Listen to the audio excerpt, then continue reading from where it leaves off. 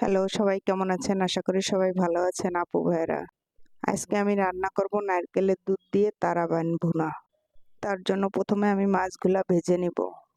আচ্ছা বলেন তো বন্ধুরা, এই মাছটা খেতে কে কে পছন্দ করেন অবশ্যই জানাবেন কমেন্টে। মাছগুলো ভেজে তুলে রেখে এবার কড়াইতে আমি পেঁয়াজ কুচি দিয়ে দিলাম। তারপরে এক এক করে পরিমাণ মতো সব মশলাগুলা দিয়ে দেবো। এই বাইন মাছটা আবার অন্যভাবেও ভুনা করা যায়, সেটা হচ্ছে একদম মাংসের মতো কষিয়ে কষিয়েও করা যায়, তা আজকে আমি এইভাবে করব। অবশ্যই আমার আপুরা জানাবেন কে কিভাবে এই বাইন মাছটা রান্না করে খান।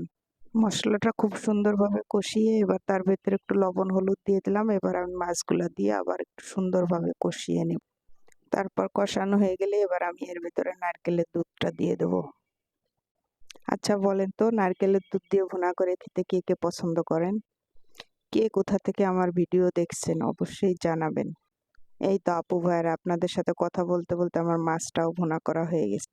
আমার আজকের রান্নাটা কেমন হলো অবশ্যই কমেন্টে জানাবেন। ভালো লাগলে একটি লাইক কমেন্ট করুন। আল্লাহ হাফেজ সবাইকে।